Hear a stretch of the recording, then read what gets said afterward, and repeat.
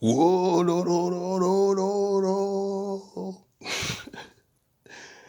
How y'all be, man? Hairless minks of the blue sea. It's been a few weeks. How y'all doing, man? We here for 10:15. Not gonna talk about 10:14. I missed that week. It is sometimes. Basically a setup chapter. Y'all know it's good already. But we're here for 10:15, man. Cover chapter. Mr. Hardboiled himself, man. The swim man. My boy, Senor Pink. Getting that first class, that first class private stork, I don't even know what to say about them. That'd be nice to see some old school dress roasted cats. But anyway, we getting right into it. First and foremost, propaganda, propaganda, propaganda. Now, technically, it's the truth because Luffy did get defeated. But the way they're probably making it sound like you guys just go ahead and lay down, man. State property. Get down or lay down. The rubber band got clapped, so it's over. Just lay it down. But Straw Hats ain't never did that the entire story. So it's not gonna happen today. And that's one of these things that one thing that does bother Kaido, for as much as he respects Will, it's gonna make him mad that he can't break Luffy's, especially with this voice of all things thing going on with him and Momo, which is a parallel to, Roger and Odin. Like we even seen it with the first time they encountered the whale tree. Similar issues that Momo and Luffy had, and Momo's whole this is a big part of Momo's character because the reason he stayed back on one of the reasons main reason he stayed back on Zoa in the first place was to interact with Zanisha and find out how and why I can do this, right? And depending on whatever that conversation was, which we may get, whenever Momo has an in-depth interaction with Kaido, because they're always very short. If we've seen every interaction with Kaido and Momo has been extremely short. So eventually there'll be some type of one that's a bit longer with closure to it, because Kaido has asked him a few times, certain the questions that he asked him, like when he held him above the roof and at the execution stage. So it's very like I'm bought in to the Momo character. Not necessarily like on a what he's going to be a straw hat or not, but just his role in the series to me is very important. I mean, it's obviously important because he's a Kazuki, but him himself, he has all these different conflicts, and that's all he's dealt with his whole life. That's all he knows, right? And then now seeing Kinemon at the end of the chapter get clapped basically by Mr. One, and you're done. Uh, his resolve is going to be extremely. Uh, I don't even know what the word I'm thinking of, but he's going to his resolve will increase quite a bit because even when he's scared and all this other stuff, he still understands like I have to be stronger for later, even if I feel like I can't do it now. But yeah, I'll get more into that later. But I'm almost always an interesting character to me, even when he's annoying, just because what he's going through right now is basically, I don't want to say it's the same as Luffy's, but it's just a traumatic, you have to go through some stuff and figure some stuff out. And it's just that in his case, an entire people, and to a grander scale, the entire series, like a part of that importance rests on his shoulders because of how important the poneglyphs are, right, and all that. So we'll see what's up. Anyhow, we know it's propaganda. They're just trying to break morale. Like even the more veteran characters that when it comes to fighting and this stuff, like Kawamatsu and Izo, they're just like whatever, man. You know. And then in the panel with Queen, right, biting in the chopper, there's some guy just like grabbing his head and yelling in the beginning of the chapter. I don't know why, but it was funny to me. I couldn't stop laughing at first because he's not on fire. There's no arrows in him like some of the other characters. He just somebody please save the children, like all some stuff like that. But Queen is funny. You know, the regenerative properties we already know are well now with Zoans, and him getting smacked by Chopper was just like, oh yeah, man, I was just you were having fun. You know, I didn't want to get in the way of that, so I figured I'd play with you. You know, and Chopper is still a kid, right? So here he does get emotional about what he heard about Luffy, right? But Momo still relayed a message, which we don't know how. I mean, we have an understanding on why, but we just don't know how the method works, right? Because telekinesis, for the most part, and any type of telecommunication in the series has been very vague, right? It's usually done through the use of an ability, and like a devil fruit ability or something like that, or like with Viola or something. This is something totally different, and even in the context of what we've seen from the voice of all things, whatever he's doing with Luffy almost trumps that, because Roger and Odin could not, for what we know, they couldn't communicate in that way, right? And then even in the flashback, at least to me, my interpretation was Odin was not very experienced in using the what we'll call the realms of the voice of all things, because it just seems like there's more parts to it than just voice itself, right? Even to the point where what Rogers hears from the poneglyphs, as far as the voices, they brought up like the information that you read off the poneglyphs and what Roger hears isn't exactly like a one for one translation, right? Because in translation, things get lost to begin with. I mean, we read a series that's not in English, so stuff happens like that all the time. And sometimes jokes go over our head because they just don't translate. So that stuff is pretty normal, you know? So the voice of all things aspect coming into play, as well as how conquers hockey, and it just seems like Oda is kind of rounding out the power system, and usually that type of thing only happens when all those things are getting ready to come into play, right? More often than not, because the threats that they're going to deal with are all, for all intents and purposes, they're all Yonko level threats, Admiral level threats. It's all the same, right? This is not just These aren't some random crews. These are the biggest powers in the entire series. So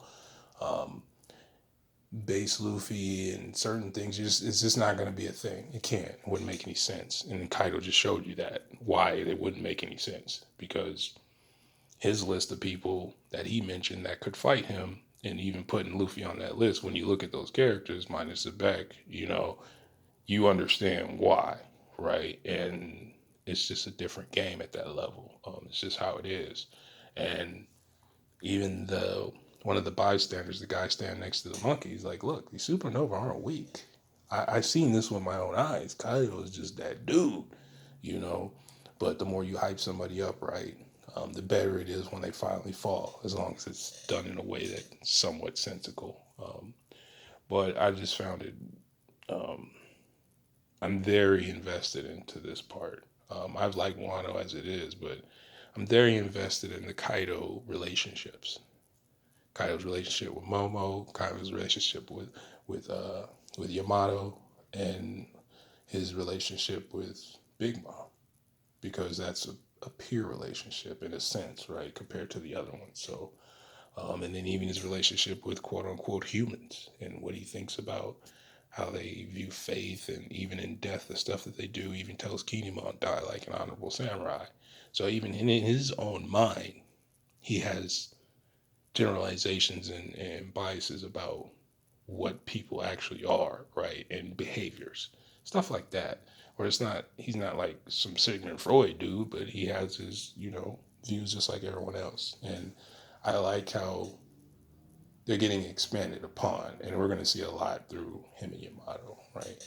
But I'll talk about more of that towards the end. The Chopper thing, that's normal for him to behave like that. And look, y'all know, I roast Sanji on a daily. Sometimes I wake up just to clap Sanji. You know what I mean? But I like Sanji, and he puts in work. When he's not on simp smoke time, and he's just on straw hat time, that's my man's. He's not Zoro, but he's still my man's because he does take care of things. He gets things done. And we see Chopper, it wasn't going to work out. He had a nice little run. I do think, though, it also saves whatever extra stuff he has going on with the Rumble Ball or something that he's done that we didn't really get to see. It just got brought up through him having a flashback with Gangster Gastino of all people. That didn't. Something's gonna happen before the end of the arc between that. It has to, and I don't know if it's even Mink related. You know, maybe he's figured. Maybe he's figured out a way to manipulate. I won't say moonlight the same way like the Saiyans would be able to make a quote unquote fake moon or whatever. But it might be a rumble ball that acts a certain way because it's been my thought that Zoandel fruits might be based on minks, and that's why the way smiles work are based on Zoans. Like I had a whole thing about it. I'll talk about it another time, but I do think it's playing up to something, and I don't know if scientifically these pieces are getting broken down like with hockey and devil fruits and stuff like that as we walk towards Vegapunk, which I bring up all the time, right?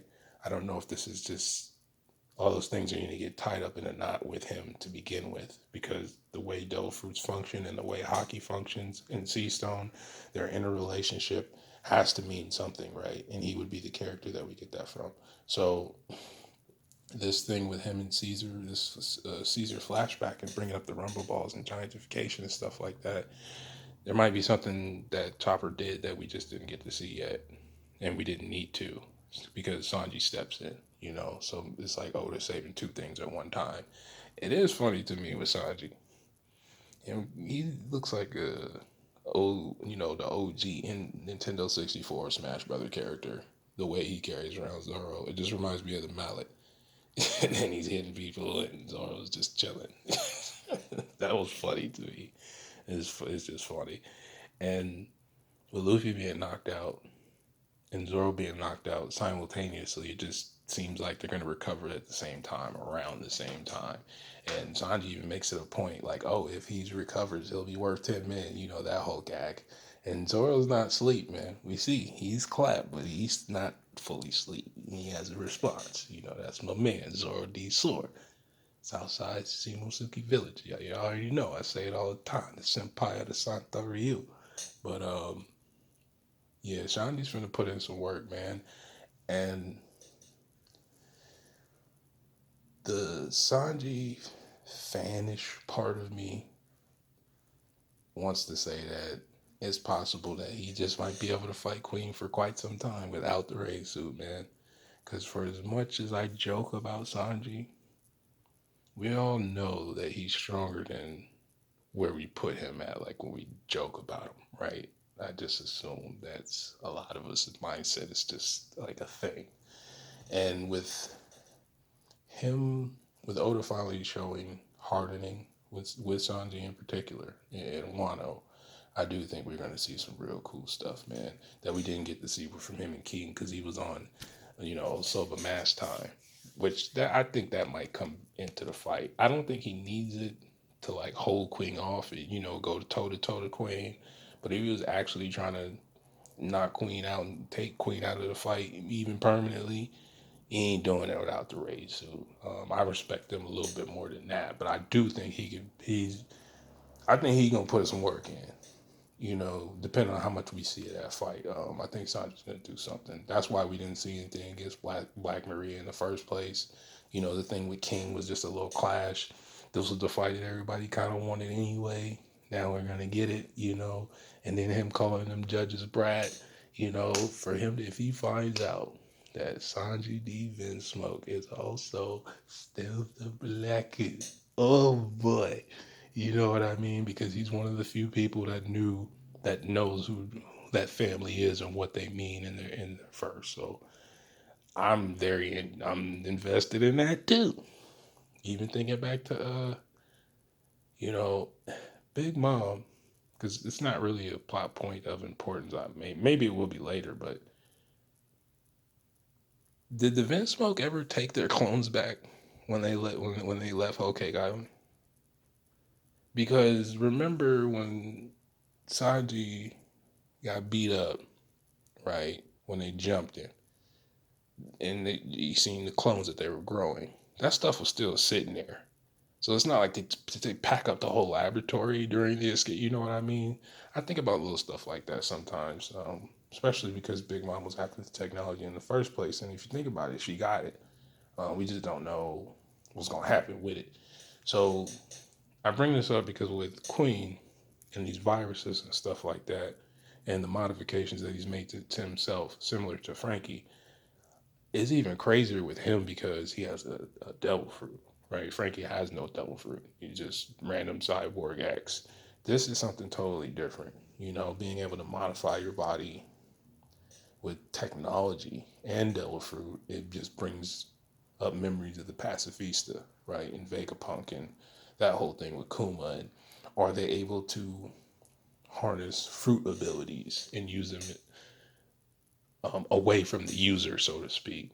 Like, even in this chapter, I'll give you an example. Even in this chapter, um, when Sanji starts swinging, right? When he starts swinging Queen around, we see the candy arrows from Perrine, my man Perrine, in the back camping hard.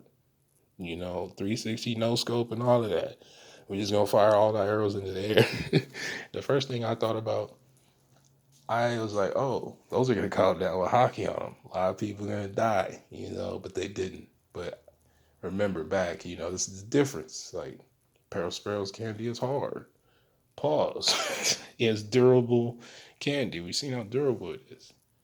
But he couldn't apply hockey to it the same way that it's shown in the anime, at least. With Katakuri, he can apply armor hockey to his mochi, even when his mochi's not touching his body. So I don't know if that's just like an aesthetic thing, and you know, you always can't tell in the manga and stuff like that. But I just think about little stuff like that when I see Perry, and I was like, oh, hockey arrows, they're done. But even if they were, Queen would be durable enough, right? And we see Sanji being smart. He's when as long as there's not an estrogen based life form involved, regardless of species, because you know mermaids, Sanji do not care. He's always on point, man. That's why I say, like, I joke about him. It's almost like Sanji is the way people talk about Ben Simmons. Like, oh, if he would just shoot, and you know, if he just do a little bit on all that's what I hear. They're like the same people who who roast Sanji for like, why doesn't he do X, Y, and Z? That's all I hear. Why doesn't Ben Simmons shoot? And it's just like, because he's Ben Simmons, man. Same with Sanji. He's just Sanji. He does things his way. I don't always agree with it either, but you accept him for who he is and not who you want him to be. It is what it is, right?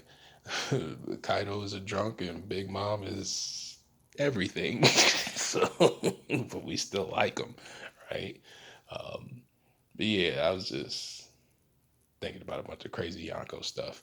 But him doing all that stuff is cool to me because it's a utility thing, right? We save people, we damage Queen at the same time, and we take out Perrine, right? Wherever he's going to end up. Maybe this is his opportunity. He lands somewhere near Marco or something. But when I was first thinking about them fighting each other, you know, and him bringing up the judge's brat part, it just made me think like, oh, we might get something where Sanji gets knocked into a building or through the ground, and when he pops up, it's dun, dun, dun, dun, you know, because we need that intro. We need the German over the sixes, the black. That that cutscene gets me hype, man. Like I said, and Sanji's not even my guy like that, but it's just done so well. You just sit back, you like, man, he looked clean. That's like one of the cleanest uh designs in the entire series to me. He is ubiquitous as the whole, you know, Sentai thing is in shonen for whatever reason, man. Stealth Black just to me, like, I would rock that, you know. Not the sneaks though, those are trash. But the rest of it is fresh. Anyhow, that's enough Sanjiisms for probably the rest of the year out of me, and he can go back to being trash. But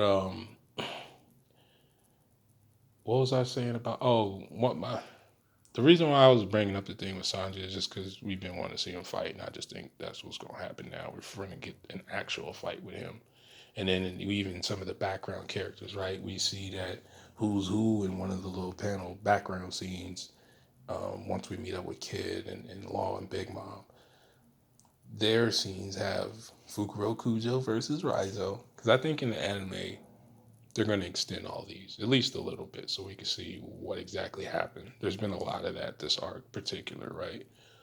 So I just don't see why that wouldn't happen now because we don't have time in the manga as far as drawing.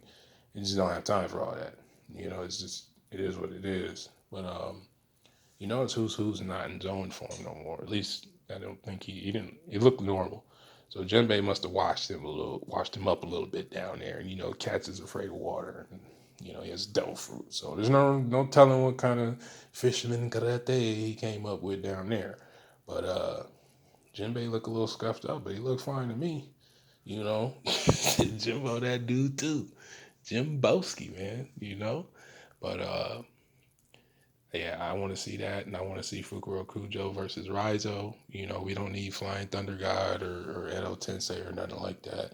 Well, I guess Moria kind of is an Edo Tensei, but you get what I mean. It'd be just cool to see because I still like that episode that didn't end. That was hilarious to me. But I want to know what Fukuro Kujo can do because his conflicts with Raizo seem like they're more than just whatever is going on. This goes back to Sukiyaki when Sukiyaki was in power. So whether it's important or not to the story, I don't know, but it was just a nice little thing to see. It would be nice. And Nami, Nami. Oh, it's gonna be some saltiness out there about this because I have no idea why Zeus is alive, but him being in the Climatact is, I don't know, man. I don't like it. My first reaction to it is I do not like it. I know it could be explained in a strange way, and it could really even be Big Mom just trolling him for the sake of Big Mom being a troll. But if it's not, and this is just what's hot on the streets now because of the weather eggs, and it's just like a Clobotomin thing, but with Nami and the climate tag because of the weather. I don't know. I have no idea what's going on with that, but I know it's gonna be some saltiness when I go online later today. Yeah, I can hear it. I can hear some of y'all.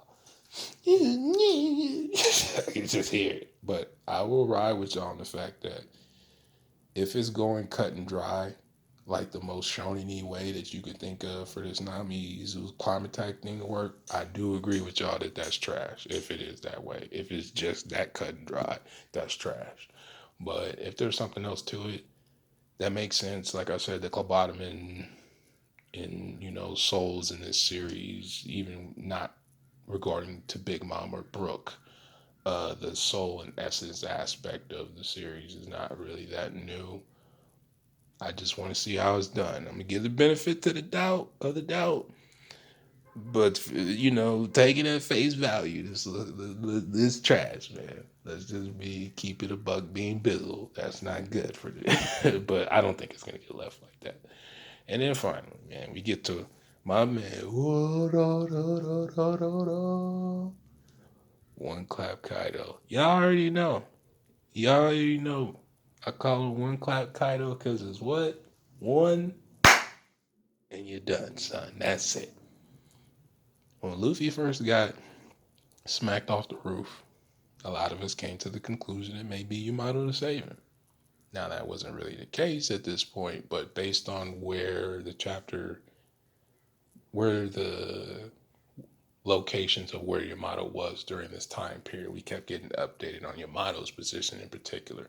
So we knew that Yamato was going to come in contact with Kaido at some point. We just didn't know if it was going to be during while they fought with Luffy, vice versa. But we knew this was coming, right? They need the closure. We need to see it, and it provides characterization for Kaido because there'll be flashbacks. There'll have to be. Remember, in part of the Yamato's intro, I guess you want to call it, they brought up her being beaten by Kaido. Like it was just probably a regular, you know. When I say beaten, I doubt it's like it's in the shonen way. Like you're gonna get stronger, like that stuff. Like, some Kill Bill, Karate Kid, that kind of thing. Um, Kaido prepared Yamato's future without Yamato even asking. And part of Yamato's character, even though Yamato does, for all intents and purposes, take the identity of another person that they don't even know, um, is because she's never had her own freedom. And it's pretty obvious to me. It's one of the things where, for how great of a character Kaido is and how cool he is, he's also trash. Like, characters being trash parents ain't nothing new, but it's just weird, right? Because Yamato seems somewhat free, but not really.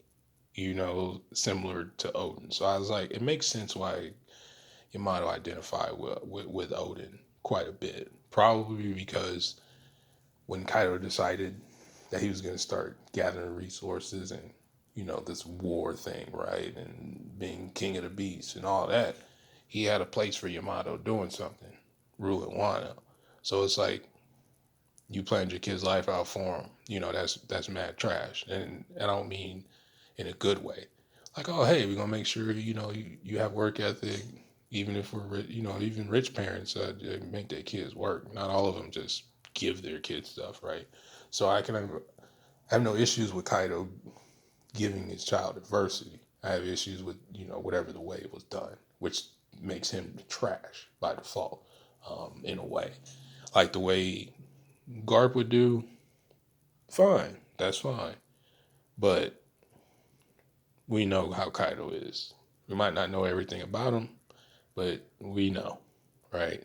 And if you're going to be the quote unquote son of Kaido, daughter of Kaido, however you want to word it, I still think not just the fact that he got his fruit through Big Mom and through some way. Yamato, I think I'm not saying Yamato is Big Mom's daughter. That's not what I'm saying. But Kaido having a daughter and nobody knowing it in this whole time and this, that, and the third, there's something else going on to that. And it's part of his character. So, but he did want to put her in power. So he doesn't have the same mentality as Wano does about females having power and, stuff like that. Where, to him, that's what makes sense. Like I said, he's trash from a morale standpoint, where some of the stuff that he does, but he's very interesting. Because it's like, Wano has this thing about women, but yet there's a Big Mom. You know what I mean? And Kaido doesn't look at Big Mom different, and his daughter is strong. And he doesn't look at Yamato different. He looks at Yamato different, probably based on what Yamato wants to do with Yamato's life, not the fact that Yamato is female. So that kind of stuff to me is pretty. It's just interesting. I know that sounds like a boring way to say it, but that's just how I take it. So we're gonna see, but don't think for a second that it doesn't matter what Yamato can do and abilities and it doesn't matter. She's getting clapped too. Okay, don't think for a second just because she may have access to whatever it is that Kaido does that it's just not gonna go down like that. Because if it could or it would have, it would have happened already. So if Yamato ain't beat Kaido in all these years, don't think that today is gonna be that day. Especially not by herself. It's just not happening. I know Yamato's strong. She's straw hat material. She's straw hat strength. Um, I mean, that's just my opinion based on the little we've seen, and then just Yamato's tone. To me, is the tone of she just seems like she's strong. I just don't know what else to tell you. You know what I mean? Not to mention, not just throwing Rio projectiles while you're midair somehow swinging a bat, for all intents and purposes, but Yamato just seems strong. You can't take beatings from Kaido, like I used to say. You can't take beatings from Kaido and be soft. You'd be dead already. So, um, yeah, that's pretty much it. Have no idea where next chapter is going, but I'm excited for it.